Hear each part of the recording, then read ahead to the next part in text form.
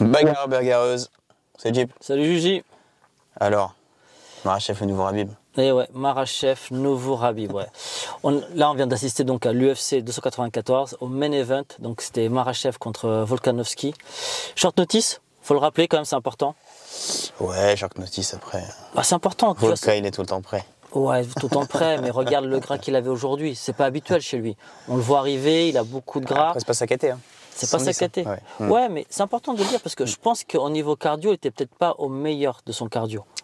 T'as pas le temps de te préparer, effectivement. Pour un vrai combat 70, c'est pas juste passer à la catégorie, c'est pas juste peser plus lourd. Bah, tu vois vraiment les deux physiques. Tu vois que que Makhachev, il est taillé. Il est taillé de dingue.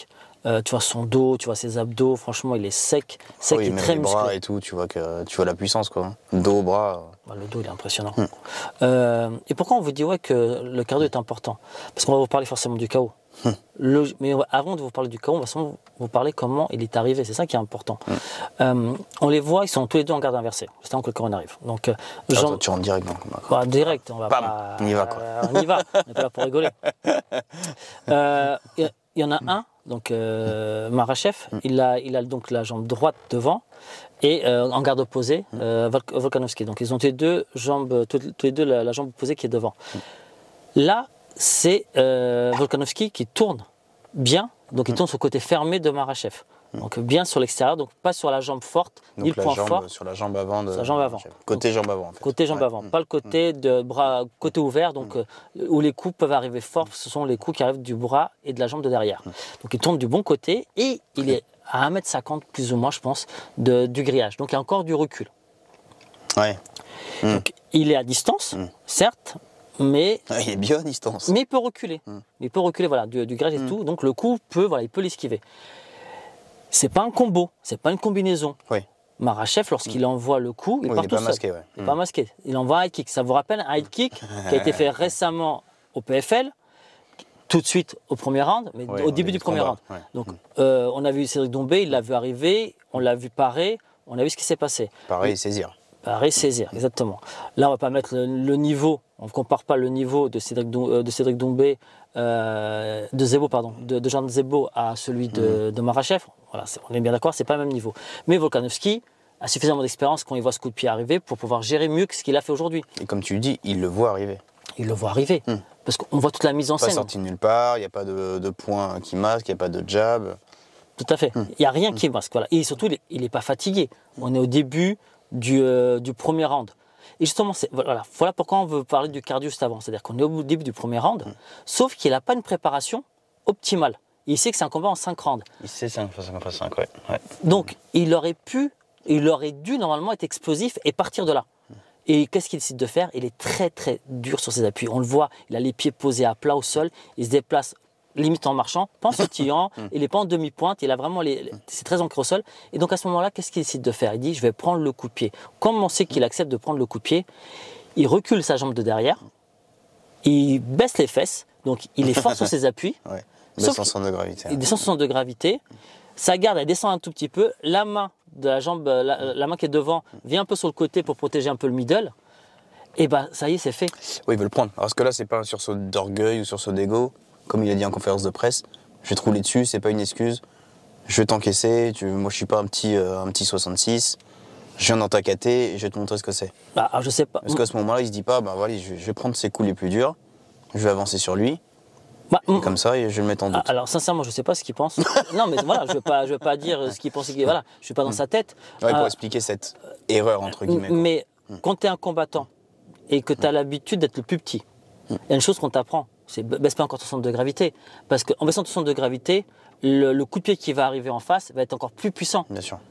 Parce que grosso modo, c'est comme si c'était un middle quoi. Bah, c'est comme un middle quoi. Donc ça veut dire haut quoi. Exactement. Et si c'était pas baissé, son centre de gravité n'avait pas été aussi bas, etc. Ouais, il aurait pris. Il l'aurait pris là où il fallait le prendre. Il l'aurait pris là où il fallait le prendre. Alors que là, il passe juste au-dessus, mais juste au-dessous. Et voilà, il l'ouvre directement, il l'entaille. Ouais, il l'entaille, il le sonne. Il le sonne, il fait tout. Après, il fait le taf. Il fait le taf. Il va l'emmener contre le grillage. Comme disait Michael Lebou, je crois, c'est les coups de pied à la Crocop quoi. Ils arrivaient Ouais. sur le haut du crâne avec le tibia et tu sens qu'il vacille quoi, derrière. Bah, c'est ce qui est arrivé, quoi. Derrière, il vacille, Ah ouais. il se retrouve contre le grillage, et il finit le boulot, quoi. Voilà. Mais, encore une fois, le reste, c'est du surplus. Le taf, il est fait juste avant.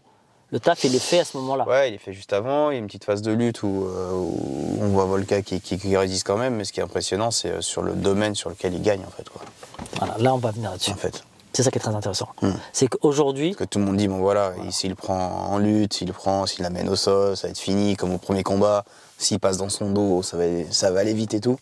Bah, là, on a vu autre chose. Bah, c'est ça qui est intéressant. Tout court, mais on a vu ça, autre chose. mais c'est exactement, c'est tout le monde pensait, on va se dire, ouais, on va avoir un remake du premier combat, un Volka très fort en striking, qui va débuter. Ah, moi, je m'attendais quand même à un sursaut d'orgueil de Volka et qu'il aborde le combat différemment. Ouais, tu on l'avait dit dans le débrief tu avec dit, Tahar. L'analyse du combat avec Tahar. D'ailleurs, Tahar qui le disait et qui nous l'a redit après, voilà, parce qu'on s'est eu après le combat, qui disait ouais, Islam Makhachev n'a pas encore tout montré. Ce garçon-là, il va encore progresser. Et là où c'est très très fort, c'est qu'il a gagné en striking, où on ne l'attendait pas. Ou c'est pas son domaine. On l'attend très fort en lutte, on l'attend très fort au sol, en gradin de pas, peu importe. Mais on l'attend pas gagner contre Volkanovski sur high kick. Personne n'attend ça. Personne n'attend ça. Après, du champion, on attend ça, hein, parce que catégorie, c'est moins de 70. Hein. Et moins de 70, on sait quelle catégorie c'est. Hein. Celle de, derrière, celle de BSD, etc. Hein. C'est ça.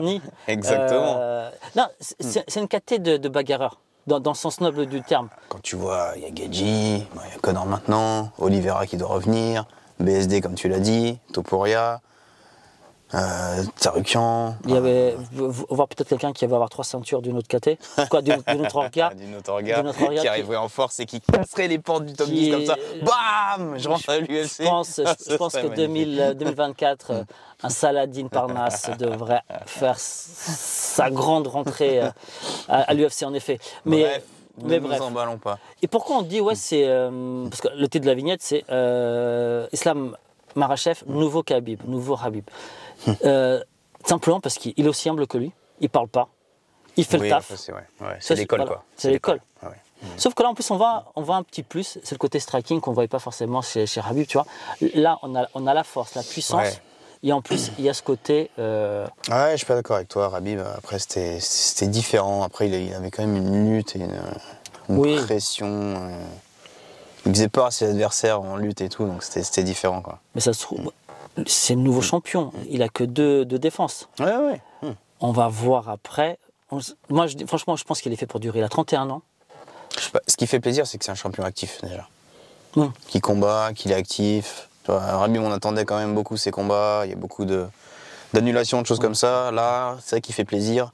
Il combat. Je pense que la catégorie, il y a plein de prétendants qui arrivent. Elle s'est bien renouvelée. De dingue. Il y a un ordre bien établi. On sait qui est le champion. Mais voilà, les prétendants, ça se bouscule un peu. Et c'est ça qui va être très, très intéressant, effectivement. Un truc est sûr, c'est qu'on ne verra plus Volka. Voilà, ça c'est fait. C'est pas sa caté. Après, voilà, il a tenté le truc. Il a tenté le truc 2 fois. Là, franchement, là, c'est fait. Oliveira, forcément, il va revenir. Il va vouloir l'avoir. Donc ça, c'est sûr qu'on va avoir à un moment donné un Oliveira. Alors, on vous a parlé de BSD. Pardon. Excusez-moi. On a fini de table, on a mangé tard. et donc, pourquoi on vous dit BSD, Bonasani? C'est pas impossible. Là, il tape un top 15. Voilà, ouais. Imaginons tout se passe bien derrière. Mais tout va bien se passer. Il rentre dans un top 10. Ça va très vite. Top 15, top 10, après 2-3 beaux combats. Ça peut aller très très vite. Ça peut en un an. Un an et demi, selon comment il est actif, comment ses combats se dirigent. Lui, de toute façon, je pense que s'il n'est pas blessé, il combat tous les 2-3 mois. Quoi. Il a dit, je pense qu'il ne veut pas perdre de temps, il a faim, il va appeler tout le monde. S'il nous fait des combats comme il a fait à l'UFC Paris, je pense que ça va aller très très vite. Tous les 2 mois, il est actif, ça n'y a pas de souci. D'ailleurs, Volka aussi. Volka a dit qu'au mois de janvier, il va être présent aussi. Donc voilà, ces garçons-là, ils ont une hygiène de vie, ils pensent qu'à ça. Ils ne travaillent que pour ça. Donc, on peut le retrouver très très très rapidement. Volka, il va prendre Topuria, je pense, en janvier. Là. Il va se préparer pour. C'est logique, de toute façon. Donc, prochain combat pour Islam, on verrait qui? Oliveira, s'il arrive à temps. Il y a Gaethje qui est call out, là. Qui a dit que je suis le prochain. Ça ne veut pas dire que ça va être lui. Ça ne veut pas dire qu'il l'aura, mais. C'est des choses différentes. Mais en tout cas, là, l'école Khabib, en tout cas, elle est présente. Elle a été impressionnante ce soir. Elle est impressionnante au Bellator. Elle est impressionnante partout. Donc c'est vrai que voilà, ils sont peut-être en train de marquer encore un peu plus le style. Ouais, bah, ils ont trouvé le style dominant en ce moment à l'UFC, quoi.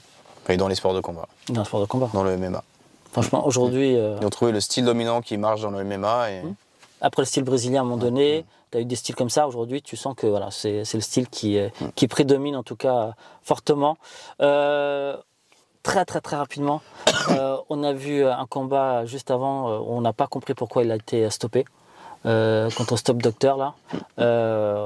On attend d'en savoir un peu plus, parce que c'est vrai que c'est un peu bizarre lorsque tu vois, c'est Walker, le Brésilien. Tu sais pas pourquoi il l'arrête alors que lui il continue de combattre. Le coup de genou, il le prend dans la mâchoire, le médecin regarde l'œil. C'est Walker.